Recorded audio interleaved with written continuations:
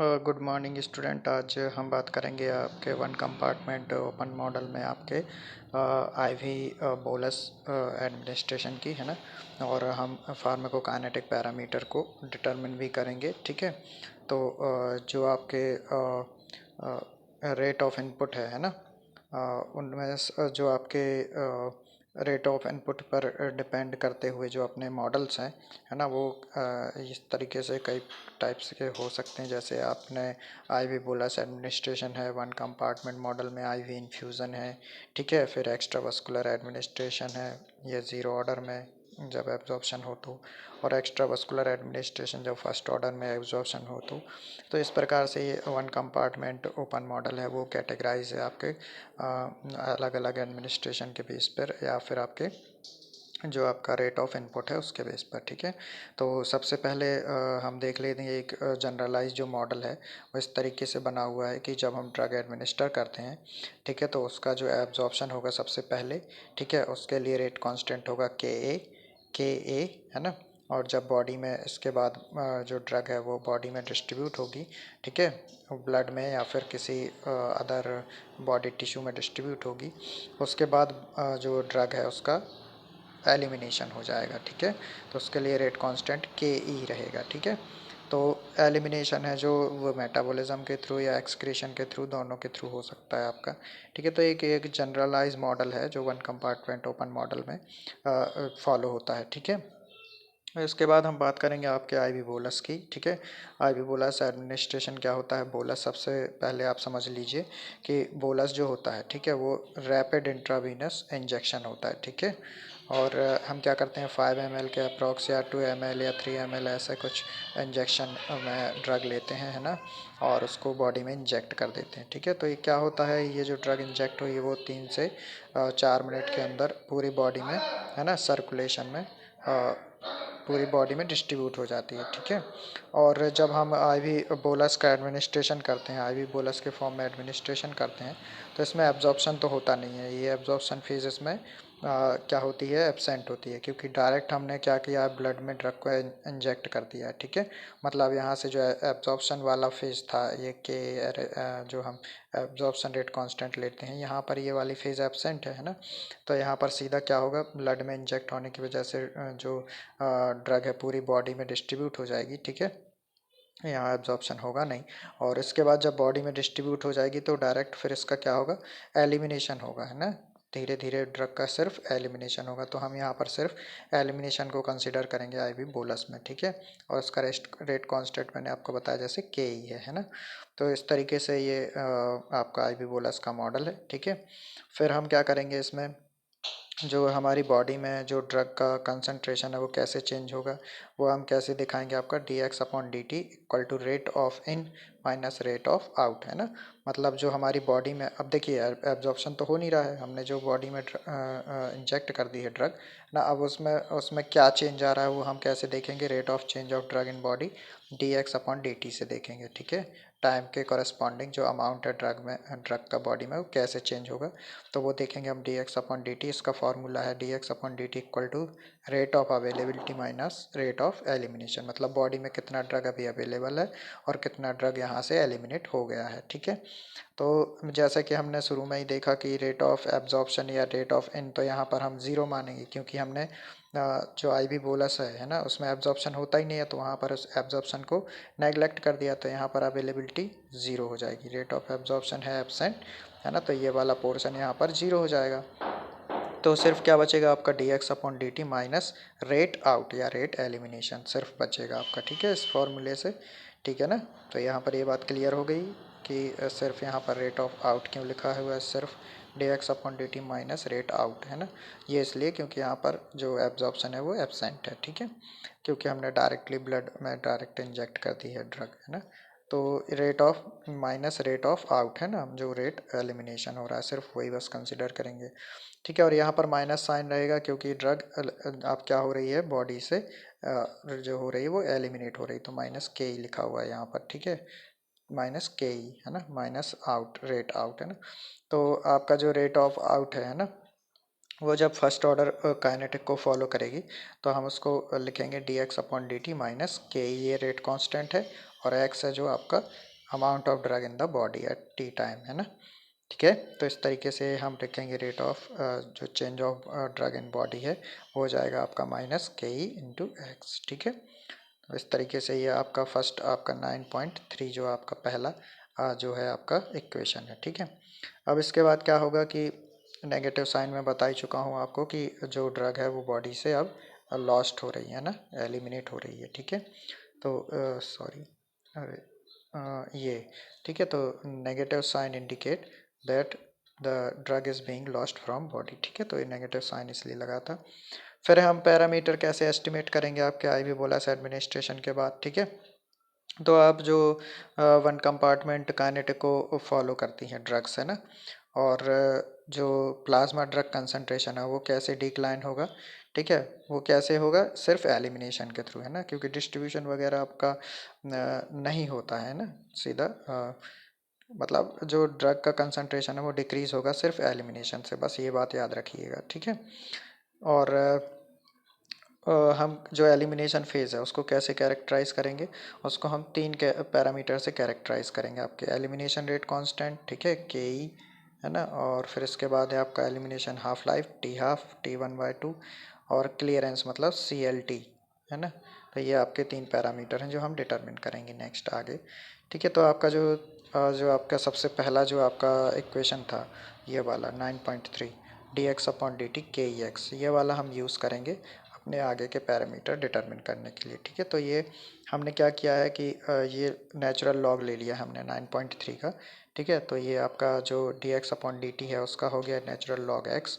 ठीक है, फिर natural log x0 minus K E T. ठीक है, तो जो x0 है वो इनिशियल अमाउंट है ना, जो आपने इनिशियली जो इंजेक्ट किया था। ठीक है, T0 पर, मतलब जब इनिशियल बिल्कुल इस बिगिनिंग में आपने जो इंजेक्ट किया ना ड्रग, है ना, वो इनिशियल अमाउंट है आपका x0। ठीक है, तो ये आपका इस तरीके से आपका जो 9.3 था वो कन्वर्ट हो गया आपका 9.4 में, नेचुरल लॉग के फॉर्म में हमने इसको लिखा हुआ है। ठीक है, फिर इस जो आपका 9.4 है इस इक्वेशन को हमने क्या किया है, एक्सपोनेंशियल फॉर्म में कन्वर्ट किया है। ठीक है, तो ये कन्वर्ट कैसे हुआ, जो नेचुरल लॉग एक्स था वो एक हो गया कन्वर्ट एक्स में।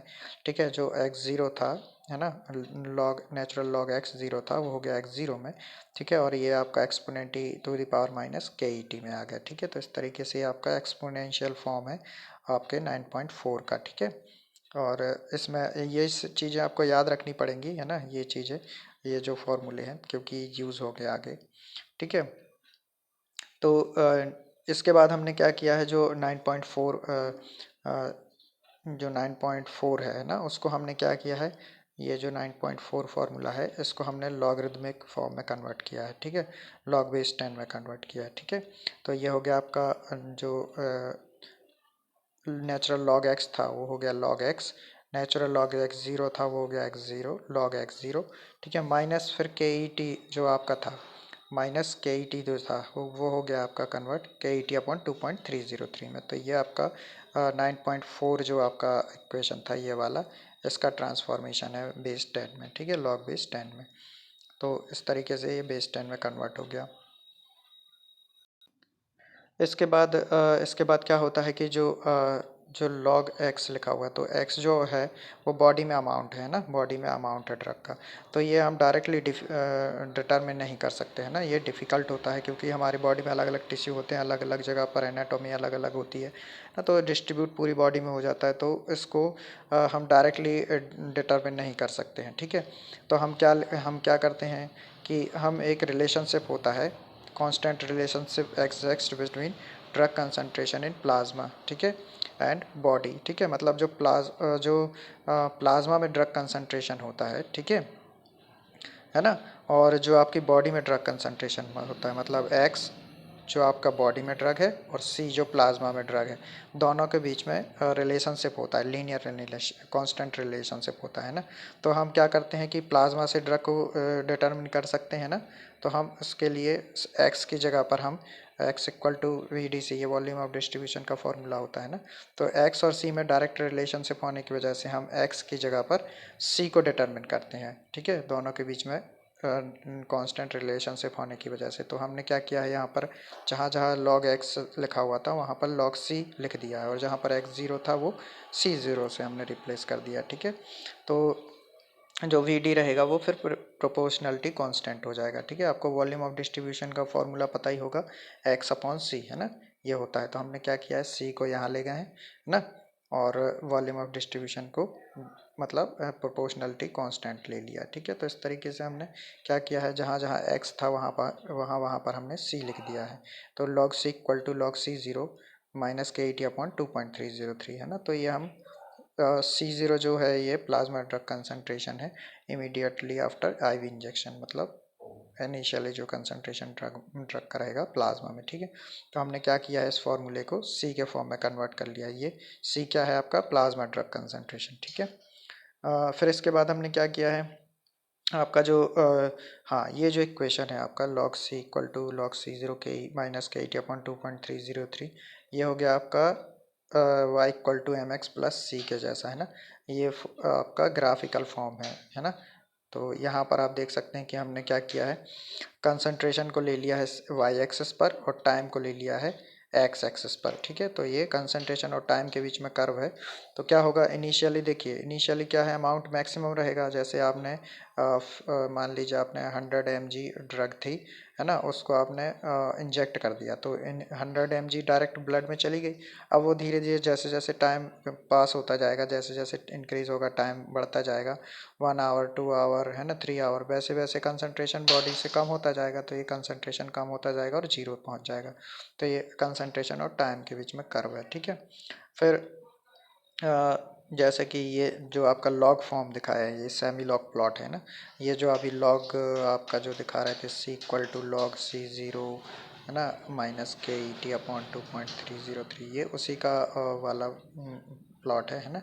तो हमने क्या किया, लॉग सी को ले लिया है आपका वाई एक्सिस पर, और जो आपका के ई टी था, है ना, यहाँ के ई टी था, तो ये टी को ले लिया हमने यहाँ पर एक्सेस पर। ठीक है, तो इसका जो आपका स्लोप है ये आएगा के ई अपॉन 2.303, ये वाला। ठीक है, एक मिनट में फिर से एक फार्मूला ये आपको यहाँ पर लिख दे रहा हूँ, log C equal to log C zero minus K E T upon 2.303। ठीक है, तो हमने के टी है ये। ठीक है, तो हमने क्या किया है, लॉग सी को ले लिया यहाँ पर एक्स एक्सिस पर। ठीक है, और हमने क्या किया है, टी को ले लिया, ये जो टी है इसको ले लिया हमने, सॉरी, ये है आपका वाई एक्सिस, ये है आपका एक्स एक्सिस। तो वाई पर हमने लिया है लॉग सी को, ठीक है, यहाँ पर लॉग सी को, और टी है जो इसको लिया है एक्स पर। ठीक है, यहाँ पर। ठीक है, तो ये टी है, T1 T2, है ना, और ये कंसंट्रेशन आपका लॉग सी। तो आपका जो स्लोप रहेगा, ये जो स्लोप है ये रहेगा आपका के ई अपॉन 2.303, ये वाला इतना पोर्शन रहेगा आपका स्लोप। और लॉग सी ज़ीरो है, ये रहेगा आपका सी ज़ीरो, यहाँ पर जो आपका इनिशियल अमाउंट है, इनिशियल जो कंसंट्रेशन हमने प्लाज्मा में या बॉडी में इंजेक्ट किया। ठीक है, तो इस तरीके से ये इसके पार्ट हो गए।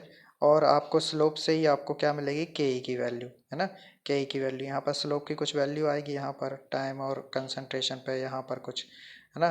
तो आप के ई की वैल्यू यहाँ से निकाल सकते हैं। ठीक है, तो इस तरीके से आपका एलिमिनेशन रेट कांस्टेंट कैसे निकलेगा, आपका जो के ई है ना, वो किस किस चीज़ का सम होता है ये बॉडी में, urinary excretion, metabolism, biliary excretion, pulmonary excretion, है ना, इन सब का ये सम होता है। के ई मतलब एलिमिनेशन रेट कांस्टेंट, कहाँ कहाँ से आपके ड्रग जो है किस किस फॉर्म में एलिमिनेट हो रही है। तो ये सारी चीज़ों का जो एक्सक्रीशन हो रहा है, इन सारी जगह से ये सारा सम होता है किसमें, के ई में, के कैपिटल ई में, है ना।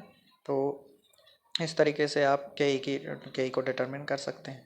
फिर इसके बाद जब आपको के ई मिल जाएगा तो आपको ये एक रिलेशनशिप होता है एलिमिनेशन हाफ लाइफ का। ठीक है, तो क्या होता है एलिमिनेशन हाफ लाइफ, आपको पता ही होगा, वो टाइम पीरियड है ना, जिसमें कि जो ड्रग है ना, वो या बॉडी में या प्लाज्मा में 50% तक डिक्रीज़ हो जाए, है ना, इनिशियल अमाउंट का। जब 50% बचता है जिस पे टाइम पीरियड में, तो उसको बोलते हैं एलिमिनेशन हाफ लाइफ, और इसको आवर्स में या मिनट में हम डिटरमिन करते हैं या इसको एक्सप्रेस करते हैं। ठीक है। तो आपका जो रिलेशनशिप है वो है T half equal to 0.693 upon K E. तो आपको के ई की वैल्यू स्लोप से मिल ही जाएगी, तो के ई की वैल्यू आप यहाँ पर पुट करेंगे तो आपको हाफ लाइफ भी मिल जाएगी, ठीक है। और फिर एक और रिलेशनशिप होता है आपका के ई में, एक और होता है K E V D equal to C L T, total clearance के बीच में, है ना। क्लियरेंस अभी आगे देखेंगे हम। तो यहाँ से आप जो के ई की वैल्यू है वो क्या रख सकते हैं, C L T upon V D, है ना। मतलब के ई इंटू वी डी है तो ये वी डी नीचे चला जाएगा, तो K E equal to C L T upon V D हो जाएगा, है ना। समझ आया ये, C L T upon V D, हमने वी डी को नीचे भेज दिया। ये स्टेप, ये मतलब फार्मूला होता है ना क्लियरेंस का, ठीक है। तो उससे हमने के ई की value C L T upon V D यहाँ पर रख देंगे, ये अपॉन में है, ठीक है। तो क्या हो जाएगा आपका, ये पलट जाएगा, है ना। तो जो V D up C L T upon V D है वो V D upon C L T हो जाएगा, ठीक है, क्योंकि ये अपॉन में है के ई, है ना। तो ये इस तरीके से आप वॉल्यूम ऑफ डिस्ट्रीब्यूशन और क्लियरेंस का रिलेशनशिप भी से भी टी हाफ निकाल सकते हैं, ठीक है। ओके, यहाँ तक बात क्लियर हो गई होगी आपको, आई थिंक। और अगर ना हो, कोई भी कन्फ्यूज़न हो तो आप पूछ सकते हैं, ठीक है। फिर इसके बाद हम apparent of volume of distribution जानते ही हैं कि V D equal to X upon C होता है, ठीक है। तो आपका जो वॉल्यूम ऑफ डिस्ट्रीब्यूशन है वो कैसे कैलकुलेट करेंगे आप, volume of distribution equal to X upon C, है ना। तो अपन क्या करेंगे, एक्स ज़ीरो और सी ज़ीरो लिखेंगे इसको, है ना। तो ये क्या रहेगा, इनिशियल अमाउंट रहेगा आपका। एक्स ज़ीरो मैंने बताया जो कि इनिशियली आपने बोलस डोज इंजेक्ट किया है, तो वो एक्स ज़ीरो क्या है आपका बॉडी में, सी ज़ीरो क्या है प्लाज्मा में, इनिशियल कंसंट्रेशन ड्रग का, ठीक है। ठीक है, क्लियर। तो आपने फिर क्या किया, एक्स ज़ीरो इक्वल टू आपका sorry V D equal to X zero upon K E into A you see, है ना। ये हमारी वैल्यू नोन है, सी ज़ीरो इक्वल टू क्या होता है आपका के E into A you see, तो हमने उसकी वैल्यू रख दी है यहाँ पर, ठीक है।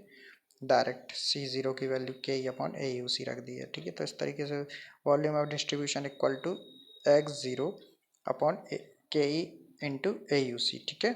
इस तरीके से आप वॉल्यूम ऑफ डिस्ट्रीब्यूशन डिटरमिन कर सकते हैं आई बोलस एडमिनिस्ट्रेशन के बाद। फिर आपका जो आपका लास्ट पैरामीटर है वो है क्लियरेंस, ठीक है। क्लियरेंस ये क्या होता है, थ्योरेटिकल वॉल्यूम होता है बॉडी फ्लूइड का, है ना, जिसमें कि ड्रग जो है वो कम्प्लीटली रिमूव हो रही है गिवन टाइम पीरियड में, है ना। मतलब कितने ml पर मिनट या कितने लीटर पर मिनट जो क्लियरेंस है वो ड्रग का हो रहा है, ठीक है। मतलब कि 10 ml जो 10 ml पर मिनट के रेट से आपकी ड्रग अगर बॉडी से रिमूव हो रही है तो हम उसको लिखेंगे 10 ml पर मिनट क्लियरेंस, है ना। तो क्लियरेंस वो रेट होती है जिससे कि क्या हो रही होती है, ड्रग हमारी बॉडी से एलिमिनेट हो रही होती है, ठीक है। तो ये फार्मूला होता है क्लियरेंस का, C L T equal to D X upon D T upon C, ठीक है। तो जैसा कि आपका जो D X upon D T जो है हमने सबसे शुरू में देखा था, जो यहाँ पर जो वैल्यू है D X upon D T की वो हम पुट कर देंगे। सबसे फर्स्ट जो अपना इक्वेशन था मैंने बोला था, आप याद रखिएगा, D X upon D T की वैल्यू क्या होती है, माइनस के ई एक्स, है ना। तो यहाँ पर हमने वही वैल्यू पुट कर दी है, ये जो है D X upon D T upon C में। तो इस तरीके से ये वैल्यू यहाँ पर के ई एक्स की रखने के बाद यहाँ पर क्या रहेगा, D X upon D T के ई एक्स रख दी, है ना, बट डिवाइडेड बाई ये सी आपका ज्यों का त्यों रहेगा, है ना। तो इस तरीके से आपका C L T equal to क्या हो जाएगा, के ई एक्स अपॉन सी, है ना। अब मैंने आपको बताया था कि एक्स अपॉन सी की वैल्यू होती है वॉल्यूम ऑफ डिस्ट्रीब्यूशन, तो यहाँ पर हम एक्स अपॉन सी की वैल्यू रखेंगे वॉल्यूम ऑफ डिस्ट्रीब्यूशन, तो सी एल टी आपका हो जाएगा के ई वी डी, यही वैल्यू हमने अभी ऊपर यूज़ की थी, है ना। तो इस तरीके से आपका क्लियरेंस का जो आपका फॉर्मूला है वो हो जाएगा आपका के ई वी डी, है ना। अब क्या करेंगे हम इसमें कि अभी हमने देखा था टी हाफ की जो फार्मूला है, टी हाफ इक्वल टू 0.693 के ई होता है ना। तो यहाँ से हमने के ई की वैल्यू निकालेंगे, तो के ई इक्वल टू क्या हो जाएगा, इसको हमने ऊपर ट्रांसफ़र कर दिया, टी हाफ आपका नीचे चला गया, तो K E equal to 0.693 upon T half हो गया, है ना। तो हमने यहाँ पर के ई की वैल्यू रख दी, है ना। तो ये आपका मॉडिफिकेशन कैसे हो जाएगा, C L T equal to 0.693 T half divided by T half into V D, है ना। तो ये इस तरीके से आपका मॉडिफाई हो जाएगा, ठीक है, वैल्यू पुट करने के बाद। तो इस तरीके से आपको क्लियरेंस की वैल्यू मिल जाएगी। तो ये सारे जो पैरामीटर है आप इस तरीके से कैलकुलेट कर सकते हैं। और ये आपका वन कंपार्टमेंट ओपन मॉडल में आई वी बोलस था, है ना। तो अगर इसमें कहीं भी आपको कन्फ्यूज़न आती है तो आप पूछ सकते हैं। वैसे कि मैंने सब कुछ क्लियरली आपको समझा दिया है, फिर भी अगर कोई कन्फ्यूज़न होती है तो you can ask me. Okay, thank you very much.